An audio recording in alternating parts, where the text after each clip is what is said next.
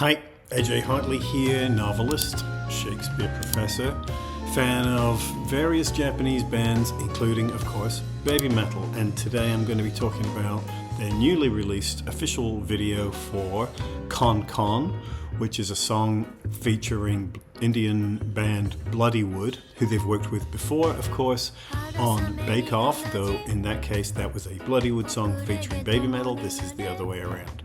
Check it out.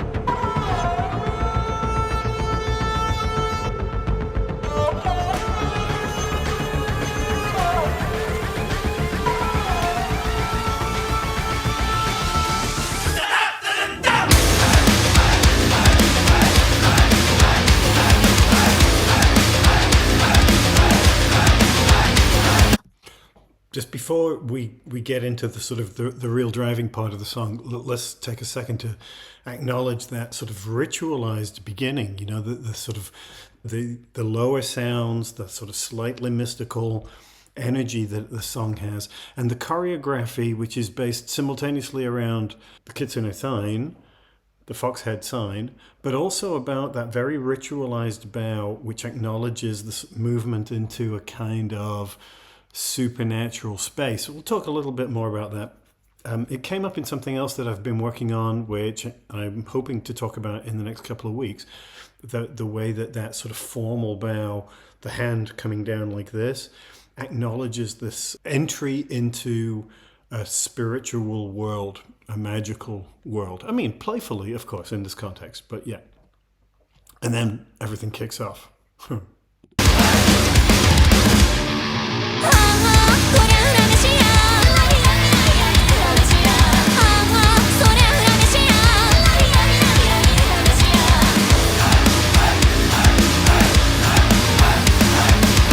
Before we talk about the words, I saw a couple of people complaining about Sue's vocal on this recording, but I actually think it fits. They thought it sounded too high and processed, and it's got that sort of tremolo, that wobble to it. But to me, this is a nod to traditional Indian music, but also, of course, to Bollywood, where you hear that sound quite a lot. And in some ways, I think this is a more consciously Indian vocal sound than even on something like Shanti Shanti, though a little of that is there too. Okay, so let's talk about the lyric for a moment. And let me say up front, this is one of those songs where machine translations are not going to help. I was struggling with some of this, and I've consulted with a couple of people, including, of course, the excellent Capable Paramedic, whose translations of BABYMETAL songs are, to me, by the most helpful by far, not least because he supplies a lot of notes and commentary to explain what's going on linguistically. But yeah, I've consulted with a couple of people. So this first stanza immediately generates the problem. Korea urameshiya. And if you do the machine translation, this will say, you know, something like, I envy you or something. But urameshiya is a common phrase associated with supernatural creatures, and it means something like, I'm feeling hostile to you. I'm gonna scare you. It's like an introductory line you get from ghosts and monsters. As we work through that first stanza, Sue is saying, you know, that they're coming, these monsters, and their response, Osoroshiya, is that exclamation of anxiety and fear that you say when you're confronted by a ghost or a supernatural creature. And the lines go on to say these creatures are coming to menace us, you, as is often the case with Japanese songs. The pronouns are unclear, which makes it tough to navigate. So let me just step back from this for a second. I think there are a couple of ways of reading this song. The way I'm reading it is that what these initial lines suggest is that something bad is coming and we need protection. Something bad which is mystical is coming. And the last lines are Sa Kogitsune-san oremase. So now, Kogitsune-san is a kind of familiar term for a child fox or a small fox, Kogitsune. And then oremasu is make yourself appear to us. I'm summoning you somehow, right? I'm asking. It's an old, archaic phrase meaning please come, in a sort of friendly fashion. I think you could say that the threatening yokai are maybe the foxes themselves or adult foxes, but I'm choosing to read it as something else, some other kind of yurei or yokai or something that is scary and dangerous, and we are asking the foxes to come to protect us from that. I think.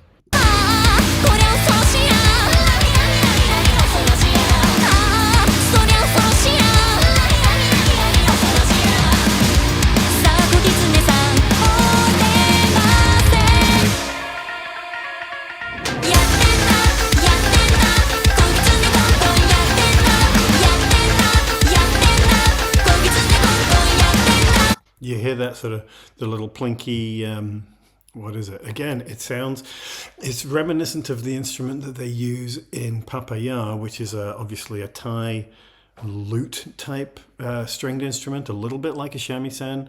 I'm guessing that there's an Indian equivalent here, though again, it's part of the same instrumental family as a shamisen. So again, we're establishing both the Indian and the Japanese in a kind of fusion. Obviously, we saw this in Bake Off, the previous song that BABYMETAL did with Bloodywood, but I think it's here again.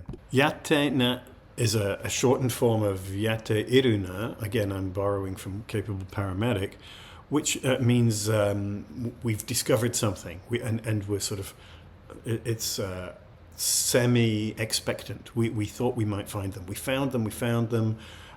These are the little foxes that are playing around. Kogitsune, Kon Kon, yatte.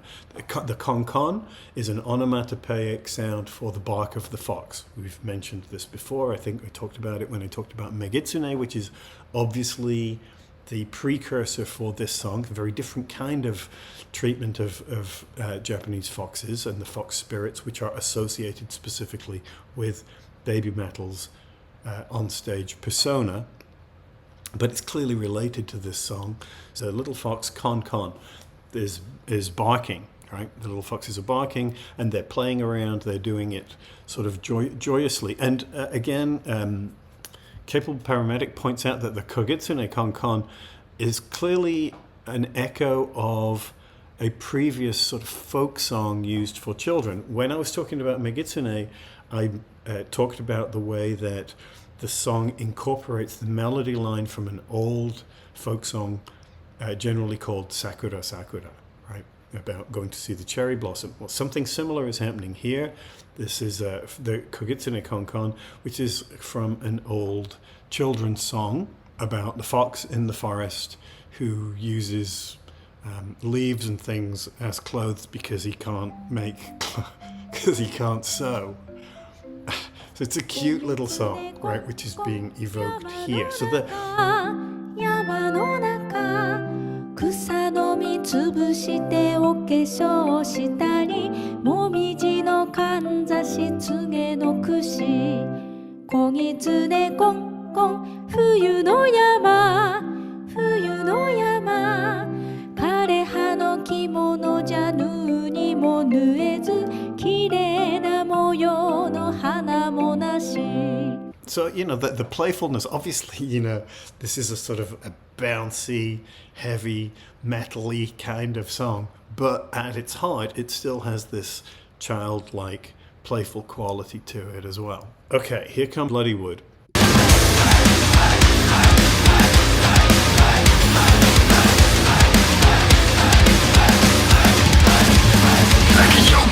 I'm a face the words cause I was built to beat the others standing back in the hearse. You know that it's the kind of power I use to power the verse. Put the word out to my people all around the earth. Put in the work, step into the battle with a smile. Walk a day in my shoes, she used to vibe in a mile. And when it comes, let us find the trial. I mean, Bloodywood bring it. I got to see them in Boston on the recent tour, and unfortunately did not get to see them perform this song with BABYMETAL or Bake Off with BABYMETAL, which I found a little disappointing and odd. But I think that, you know, when we do get to see them together, it's really cool. Though I would also say that there remains a separateness between the two bands, which might explain why they don't routinely play together, even when they're both in the same building. You know, this is the stage set as we saw it in Boston, with BABYMETAL up on the dais and Bloodywood on the apron of the stage, and there's no interaction between the two. We get a line at the front for Bloodywood addressing to the audience, and the choreography and vocal from BABYMETAL up on the top, also facing out towards the audience. But there's no kind of clear connection between the two, which I think complicates or at least misses the opportunity to clarify what the narrative of the song is supposed to be, if indeed there is a unified narrative. So the words as I have them, I should say incidentally that the lyric that I'm working from is not absolutely official. It's what people have transcribed as best they can. So it is possible that some of the details here are slightly wobbly and won't become clear until we get an official lyric sheet with the album, if indeed we get an official lyric sheet. So the English in the rap section here, like a yokai, I'm face the worst because I was built to beat the odds and send them back in a hearse. You know that it's a kind of power I use to power the verse. Put the word out to my people all around the earth. Put in the work, step into the battle with a smile. Walk a day in my shoes, see you survive in a mile. And when it comes, I'll be ready for a while. The ore turns to iron when there's fire in the trial. I gotta say, Bloodywood are good at this. They're good at supplying that last punchy line, where everything that goes before it builds up to this one sort of power hit. In Bake Off, it was fear is a choice, but the choice is mine. That was the line. The ore turns to iron when there's fire in the trial. So the image is of something that comes out strong because it's going through hardship, right? And, you know, this is a classic rap persona, which is as much about myself as a singer as it is about any kind of frame narrative that's going on in the song as a whole. And we've been hearing, you know, this kind of look at me, I'm great in rap songs for like half a century or more. It's a sort of trope of the genre, right? Now, that first line, like a yokai, but being like a yokai isn't the same as being a yokai. So within the narrative of the song, it's not entirely clear to me who Bloodywood are, where they are in the narrative. Obviously, the foxes that we're evoking are being embodied by BABYMETAL. So who are Bloodywood? Maybe they're simply supporting. They're modeling the kind of strength and battle-hardened fighting ability for the young foxes, right? Or they are giving voice to the opposition, whatever that maybe that other yokai is, that other threat which the foxes have to fight against. You know, when I was talking about song 3, my complaint about the song was that it wasn't entirely clear to me what the relationship between the BABYMETAL song and the Alex Terrible part was. And I think that was confused further in some ways by the video, because in the video for that song, BABYMETAL are supporting Alex Terrible in his battle against childhood trauma, or at least that's the implication.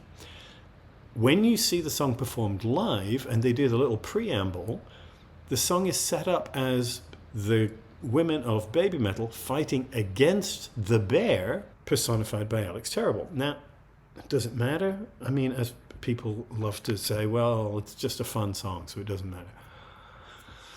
Okay, I guess, but then you could say that about anything. It's just, you know, Hamlet's just a fun play, you know, it's not worth analysing.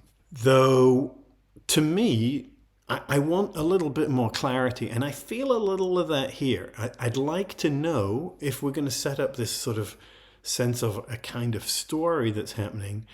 I'm not entirely clear where the Bloodywood part fits in. And if we're going to step back from it for a second, I think this is a feature of some of these collaborations where it feels a little bit like they've been developed in isolation and then bolted together. And sometimes either the tonality or the sort of literal narrative don't align as tightly as I would like to. A lot of people don't care. And as I said, this is a fun song, especially live. So I'm not critiquing the song, but I want it to make sense, right?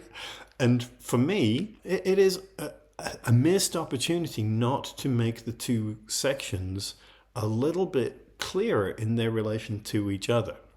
It's still good, but you know, when Bloodywood are singing this particular section, to me, it's very clearly a breaking of the fourth wall. They're clearly singing about themselves as metal rappers, right? Which is fine. But I don't know exactly how that fits into what we've established so far about what the song is ostensibly about.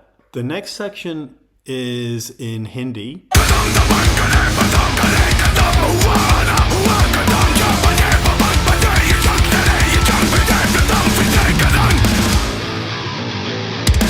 Obviously, I don't speak Hindi, so I'm relying on other people's translations, and it has a tonally very different feel to it than the section we just heard, the rap section.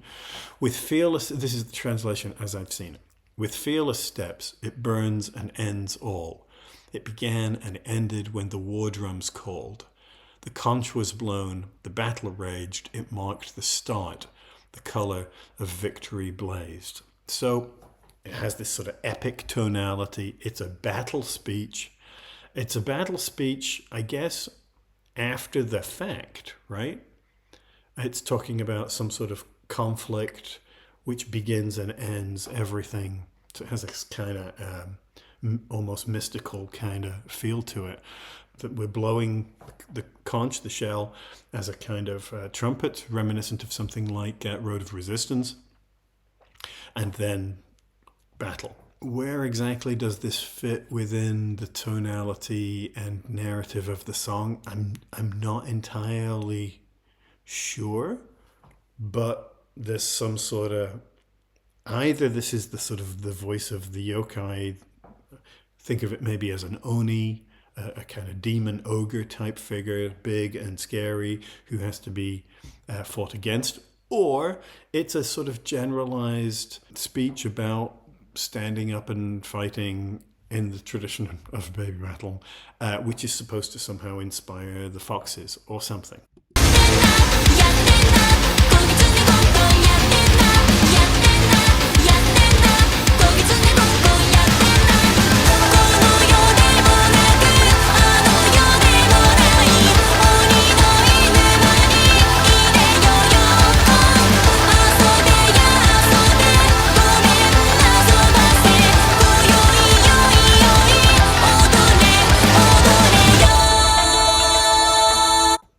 To me, that's the best part of the song.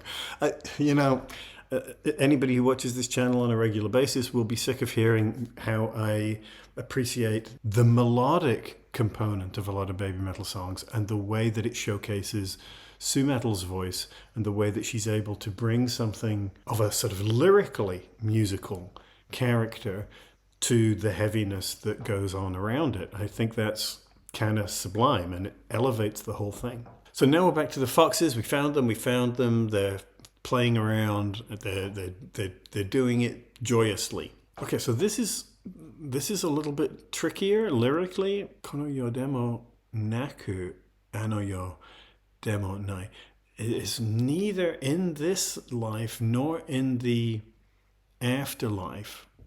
Oni no inu ma ni ideyo Yoko. It's not exactly in the world. You know, I talked about the bow at the beginning as being somehow indicative of moving into a kind of spiritual hinterland, a space between conventional reality and the supernatural. And I think that this line does something similar, right?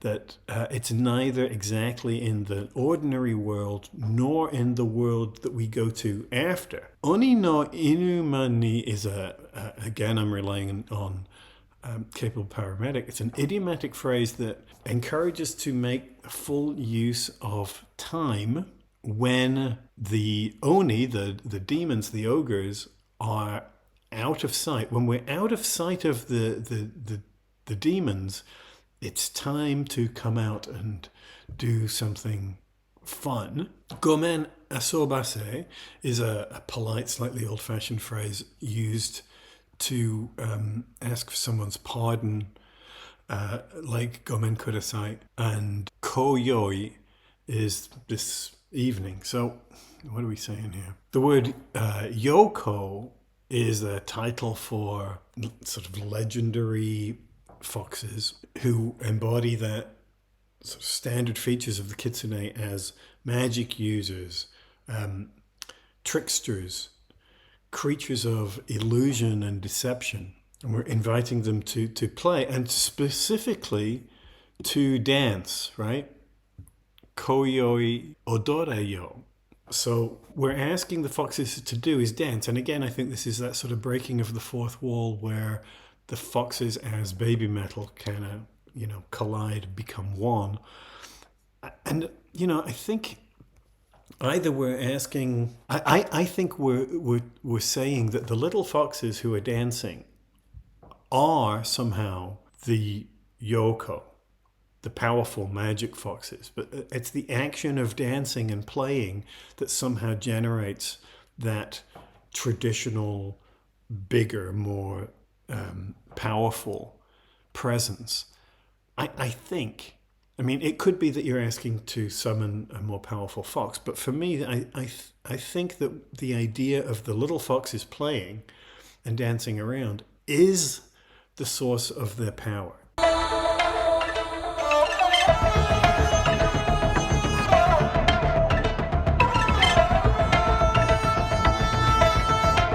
What is that instrument? I'm not sure. It sounds like it's being bowed, almost like a kind of violin, but it has a clearly South Asian resonance to it in the way that it sort of slides between semitones.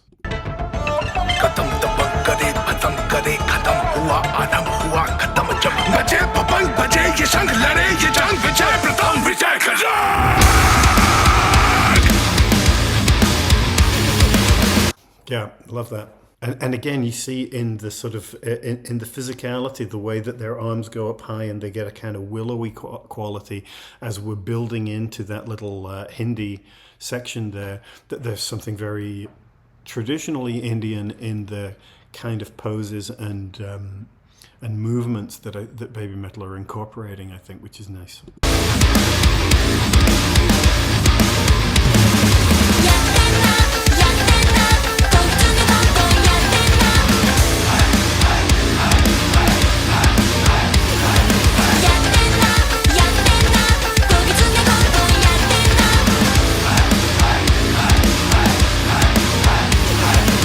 And then back to the Yatin, found them, little foxes playing around, dancing about joyously.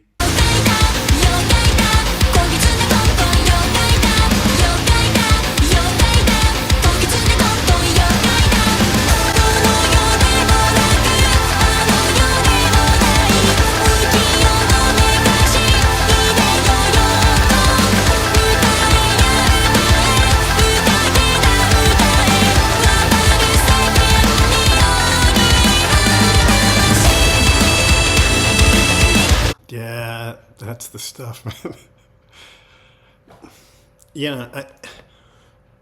It's obviously a lot of fun live, particularly when you get the two bands together. It's got a great energy. I think, the crowd response, look at that. The crowd response is absolutely authentic. I think they're totally into it, and it's a lot of fun. It's great. Yeah. Yokai da, kogetsu ni Kon Kon yokai da. The little barking foxes are yokai.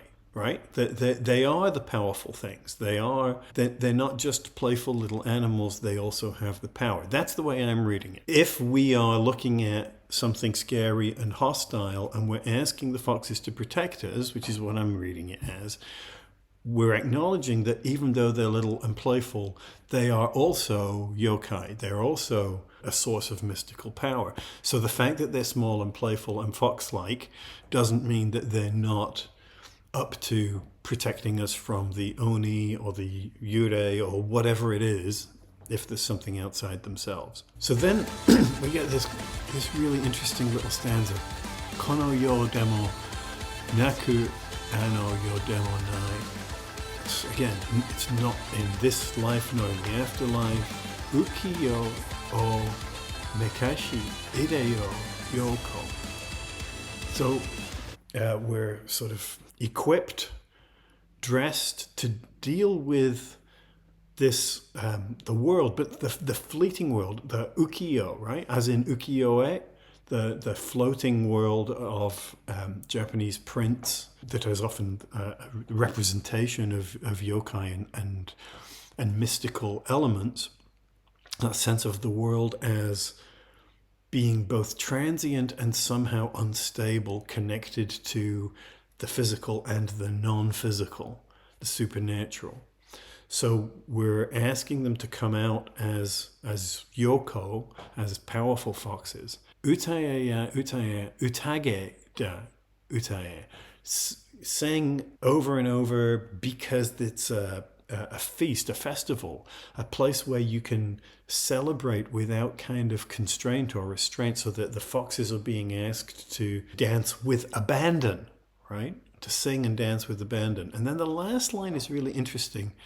Wataru seke, and I think it's really interesting that this is the point where Sue's voice lifts. We hit that sort of high point where the whole thing has a kind of punctuation mark to it. Wataru seke ni oni wa nashi. So it means something like ogres won't hinder you as you move through the world. Oni mean ogre, demon, bad things. But as again, Capable Paramedic suggests, that phrase also suggests that not all people are evil like ogres. So don't fear, don't distrust everyone. You know, or as he says, there's a kindness to be found everywhere in the world, which is a kind of a remarkable idea to suddenly come out at the end of the song, right? That we're asking the foxes to play and to stand up and be powerful, and somehow those two things are related. Their playfulness, their singing and dancing, is the root of their power, but it's also about recognizing that not only does that power mean that you're strong and you can fight the demons, but it also means somehow that many of the demons might not actually be demons. Not everything is bad. And that maybe is the root of the fox's playful power, right? That the singing and dancing generates power which is positive, right? And you see it in the crowd, right? That people are having fun, and that is a strength. I think this is actually kind of a beautiful idea. It's kind of a great thing that, you know, we get from Bloodywood. We get the sort of the more conventional personal strength and battle hardiness, right? And then at the very end, we get this other idea that says there's positivity and joy and kindness in being able to sort of come together and play like these little child foxes, and that this is a sort of force for good in the world. I think that's kind of awesome. Maybe I'm stretching it, you know. I think songs like this expose the weaknesses of people like me who speak some Japanese, but it's, you know, conversational Japanese. It's a certain practical Japanese, that there's something much more elusive and idiomatic in a song like this that makes the meaning harder to nail down. And I think it's interesting. When I first heard the song, I wasn't getting a lot of that. And I thought, oh, it's, you know, it's a strong stand-up, be a fox fighting song. And I was a little bit disappointed because Megitsune is such a rich song. And I felt like, oh, well, maybe this is slimmer. There's less going on here, and it's drawing less on the idea of the kitsune or megitsune in Japanese folklore as an image of trickery and deception and secret power and concealed identity, all those things that are under the surface in the previous fox song, Megitsune. But I think it kind of comes through at the very end here, that there's something there that says that all along we have been playing with this idea of the fox as a kind of mystical element, a sort of spiritual, deceptive power, which inheres in the positive and the playful, right? Rather than simply either the sinister or the warlike.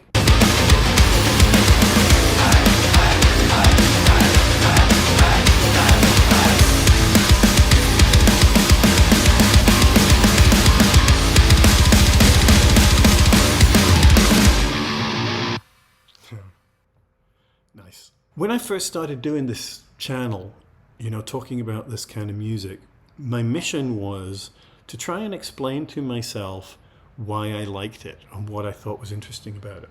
And when these videos work, for me, I don't mean for anybody else, when they work for me, it's because I feel like I come out the other side appreciating the song a little bit more. And I feel that with this, that the more I dig into it, especially to that tail end, the more I feel like there's more going on in the song than I thought there was. It's still a fun song. So, yes, of course. I always get these comments like, well, you're overreading it. It's just fun. Well, for one thing, I have to read it closely in order to come to a position that it's a fun song, right? But also, I want to get something of what Japanese speakers get when they listen to it, because they're responding to it slightly differently. They're hearing things that we are not hearing. And that's what I want to dig into. I'm not always going to get it right, of course, but, the effort is perhaps the product. The process is the product. Anyway, whatever. All right, that's it. As ever, please like, comment, subscribe, check out my books, of course. If you're interested in Japanese folklore and mythology, then check out my Hideki Smith series. And I'm hoping to have big news about that series in the next couple of weeks, maybe sooner. I'm just waiting on some scheduling deadlines and such, and then I'm going to be talking about those some more in what I hope you'll find are interesting ways. Check out my Patreon page. My patrons get to see these videos before everybody else, and their support makes it possible for me to sort of justify the time putting these things together. The viewership for these videos is, as you might expect, pretty small. So it helps to have a core group of people who say it's worth doing. It keeps me going. All right. And also I have a little Dashery store where you can get t-shirts and mugs and things like that. And that's it.